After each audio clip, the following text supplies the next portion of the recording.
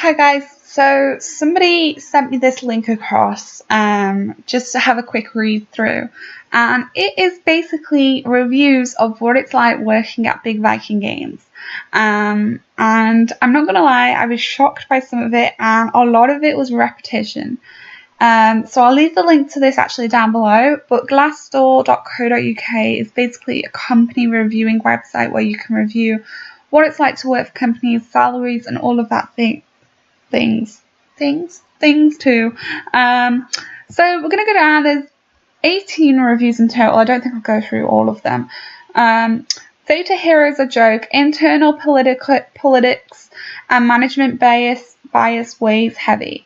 I worked at BVG full-time more than a year. The pros, lunch and snacks are great. Support team building throughout events. Some opportunities to move up as vacancies have been created in recent departures of senior managers. The cons. The company put a lot of emphasis around using data to make decisions on their jobs and recruiting efforts, but the reality is management makes most of the key decisions and is highly misinformed, which leads to very strategy and execution over the past 2 years. Legacy World games are in decline despite efforts for present sales. Company has been slowly shredding users for years, but recently it's been speeding up. That is a key one to read there, guys. This one here. A lot of emphasis on putting 60 plus hours into work due to company level of performance, which created super high stress environment. I can completely understand that. This one here, management doesn't care, plain and simple. A lot of workplace drama, overtime, 60 hours plus. Again, this is like a same sort of figure looking at.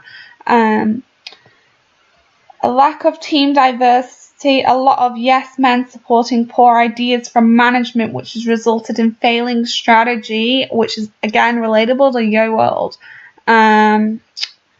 Untrustworthy CEO, but sometimes some really good colleagues. The problem with the CEO. They only have a grand vision, which are just unstructured ideas that go no formal process, and they just try to insert themselves into situations to feel busy. Again, that is highly relatable to YoWorld. Favoritism, big key word there, guys. Favoritism. 100% agree with this comment. Vikings have their favorite players. I've been banned completely unfairly. And even the CEO, who I believe it was Greg or Gary when they first took over the game, they actually was messaging players on Facebook. They were having conversations with players.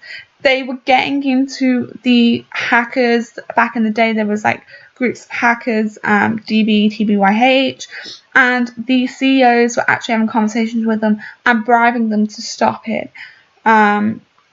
It's perceived to be hugely played in promotions. 100% agreed on that, guys. Overhiring in the wrong areas. I mean, I don't obviously know the structure of who was hired in what, but it seems like they may not have a lot of designers. Maybe they need to invest in that. Poor management, unstable structure. Need to convince higher ups on every decision, even if they don't understand your job dynamic. Heavy workload. Kind of don't know what to say about the heavy workload, because I work Monday to Friday, and I actually do also have a heavy workload, and it's just life. It's just work. If you don't want that responsibility, then just go get a job where you work in a shop and you just scan items through.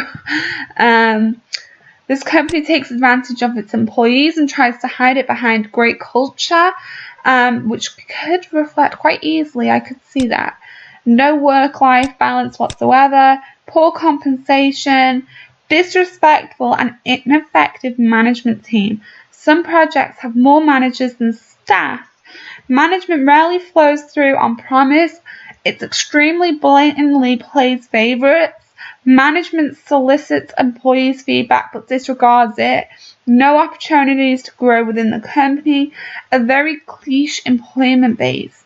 Each team is made to feel like an island unto itself with further division inside those teams. Major cliches in the game pods.